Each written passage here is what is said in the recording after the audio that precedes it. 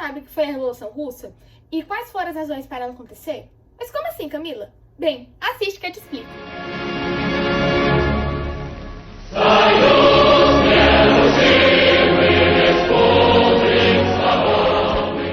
Primeiramente, nós precisamos saber a diferença entre a Rússia e dos demais países do mundo durante o século XIX e XX. Enquanto vários estados já estavam passando pela Segunda Revolução Industrial, a Rússia continuava como um país agrário, tendo abolido a servidão somente em 1861.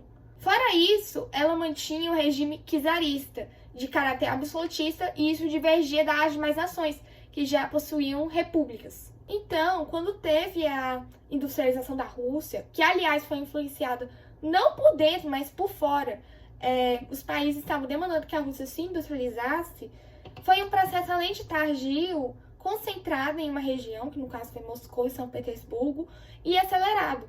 Então, todos esses fatores geraram antagonismos, principalmente nessa parte do âmbito trabalhista, onde começou a ter a luta por melhores salários, menor jornada de trabalho, todos esses aspectos que sempre tem quando tem uma industrialização tardia. E a partir daí começou a nascer a questão da luta de classe. Seria o proletariado contra a burguesia e surgindo assim o conceito de comunismo. E em 1867, com a publicação do Capital, livro do Karl Marx, começou a ganhar força e surgir o movimento do marxismo, onde a classe trabalhadora deveria montar uma revolução para tomar conta dos meios de produção e do governo. E com toda essa ideologia em mente, foi criado o POSDR, ou melhor, Partido Operário Social Democrata Russo, no qual foi dividido em dois: os mencheviques, que acreditavam que os operários deveriam se unir com a burguesia para poder alcançar o comunismo, o que não tinha tanto a ver com o marxismo, porque a burguesia era quem controlava os meios de produção. Então já ia um pouco mais ou menos.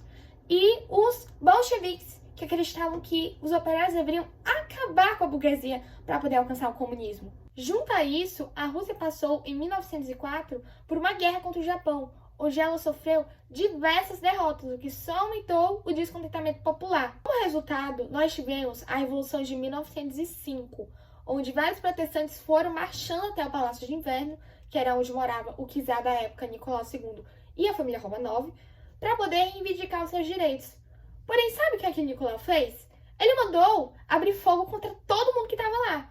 Por isso, esse evento também é chamado de Domingo Sangrento. Depois disso, houve uma grande mobilização político-social, com o aumento das greves e revoltas que agora passaram a ser organizadas pelos sovietes, que eram conselhos exatamente para os trabalhadores poderem se organizar sobre como iam reivindicar seus direitos. Para acalmar a população, o czar ele criou várias reformas na Rússia, como, por exemplo, criação de um parlamento, de sindicatos, liberdades fundamentais para os trabalhadores, além de uma menor jornada de trabalho. Essa foi uma maneira para que o czarismo continuasse no poder, foi uma sobrevida para ele.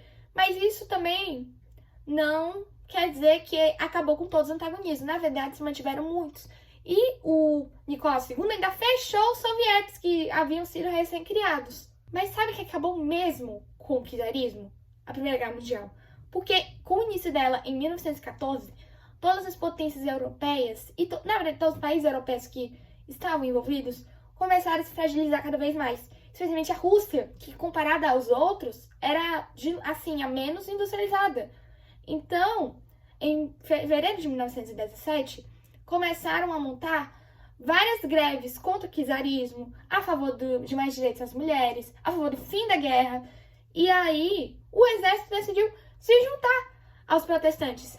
E isso fez com que houve uma grande repercussão em toda a Rússia e o czar abdicasse do seu poder. Com o fim do regime czarista, nasceu um governo provisório liderado pelos mencheviques, que, ao invés de atenderem à vontade popular, eles mantiveram a Rússia na guerra por influência da burguesia e dos demais países que estavam envolvidos na Primeira Guerra Mundial. Mas ela reabriu os sovietes, o que foi a porta de entrada para que os bolcheviques pudessem se organizar para a próxima revolução que estava a acontecer. Nesse momento em que as teses de Abril foram escritas pelo nosso querido camarada Lenin. Ele focava em trazer paz, que seria a retirada da Rússia da guerra, pão, que seria a divisão das riquezas entre os pobres, e terra, que seria a reforma agrária para os camponeses. Fora isso, também foi criada a Guarda Vermelha, que seria o exército soviético liderado por Trotsky. Então, por meio dessa união entre operários, camponeses e militares, surgiu a Revolução de Outubro, também chamada de Revolução de 1917. Nela, os bolcheviques basicamente tiraram o poder dos mencheviques e tomaram ele. Então, a partir disso, houve várias medidas que eles implantaram que alteraram bastante a Rússia, que eu irei citar elas agora. Retirada da Rússia da guerra por meio do Tratado de Brest-Litovsk, que eu falei no vídeo passado, vocês aprendam. Fim da propriedade privada, nacionalização da economia, fábricas nas mãos dos operários, como dizia no marxismo, Estado laico, igualdade de homens e mulheres perante a lei, fim dos títulos de nobreza, ou seja, duques, arquiduques, duquesas, toda essa galera que estava, acompanhada da família Romanov, que já tinha saído do poder, obviamente, agora era a população normal, que nem os próprios Romanov. Os soviéticos passaram a ser controlados pelo Estado e o partido bolchevique virou partido comunista, que agora era também partido único, o que caracterizava a ditadura do proletariado. Porém, para terminar com esse clima, estamos no poder, revolução, aconteceu a Guerra Civil Russa de 1918 até 1921, travada entre o Exército Branco, formado por países capitalistas, burguesia, ex-nobres e a igreja, que queriam evitar com que o comunismo se espalhasse pelo mundo, e o Exército Vermelho, que era basicamente a Guarda Vermelha de antigamente, que no caso formada por voluntários, camponeses, operários e militares. Beleza. Só que, para poder manter esse comunismo, foi criado o comunismo de guerra, a fim de acelerar a revolução. E ele possui várias medidas que eu vou ter que ler de novo. Beleza. Se você tinha mais de 16 anos, você tinha que trabalhar. Houve uma socialização das terras, requisição da produção dos camponeses, controle da produção, controle e nacionalização do comércio e a execução da família Romanov. Isso garantiu a vitória do Exército Vermelho. Mas após isso, a Rússia saiu destruída, acabada. Por que, Camila? Porque, uma guerra civil, além de que ela tinha acabado de passar pela Primeira Guerra Mundial e ela tinha saído exatamente porque estava acabada. Então foi criado o NEP, que era um sistema de economia mista, onde seriam misturados aspectos do comunismo e do capitalismo para poder reerguer a economia da Rússia. Essa tentativa de reconstrução durou de 1921, quando acabou a Guerra Civil, até 1929, no meio disso tendo a criação da URSS, União das Repúblicas Socialistas Soviéticas, e algumas tentativas feitas foram a criação de pequenas empresas privadas, o comércio do excedente, assalariamento dos trabalhadores e o pagamento de impostos. Mesmo com essas medidas que são bem marcantes do capitalismo, como era uma economia mista, ainda tinha o controle do Estado sobre outras coisas, como, por exemplo, transporte, indústria, bancos e etc. Ok, a economia estava conseguindo se reconstruir, estava indo tudo bem, até que em 1924 o Lenin morre.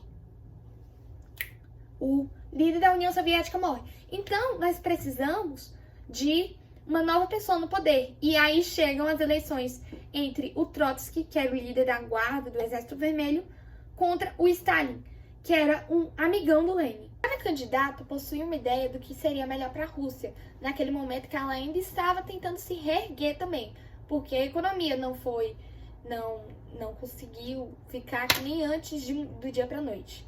O Trotsky, por exemplo, acreditava que o comunismo deveria ser instalado logo, ou seja, acaba logo com esse negócio de reconstrução de economia, bora lá pro comunismo. Enquanto o Stalin, por sua vez, ele já achava que tinha que reconstruir melhor a economia russa, preparar melhor a Rússia para poder instalar o comunismo. E no fim dessa briga política, o Stalin ganha, iniciando o stalinismo. Nessa ideologia, o Stalin promovia uma planificação da economia, o que iria acelerar a industrialização da Rússia. Isso por meio de planos quinquenais, que eram metas para cada setor da economia, como, por exemplo, indústria pesada, extração de minério, produção de energia, entre várias outras coisas, transporte também, e a coletivização das terras, que era bom para o Estado, porque agora ele tinha poder total, e ruim para a população, especialmente para os kulaks, que eram os proprietários mais abastados. Porém, o stalinismo era também muito repressor, uma vez que grupos políticos opositores eram perseguidos e os seus membros eram assassinados. Havia muita prática da censura e também havia a KGB, que era a polícia secreta do governo, que era quem fazia essas perseguições, assassinatos, tudo no sigilo, porque havia, sabe o quê? Propaganda! Essa propaganda política era voltada para o exterior, para o povo ver como estava indo tudo bem, ótimo, na União Soviética. Sempre havia um culto ao líder nessas propagandas, como o Stalin sendo uma pessoa maravilhosa.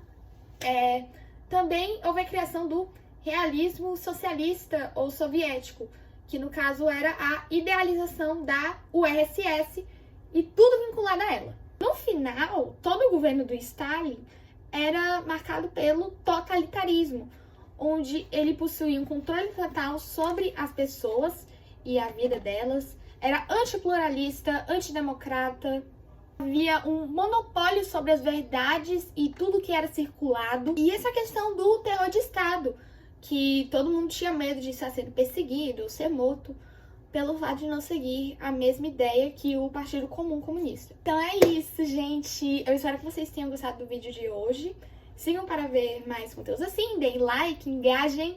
E é isso. Tenham um bom dia, boa tarde ou boa noite, dependendo da hora que vocês estiverem vendo o vídeo. Beijo!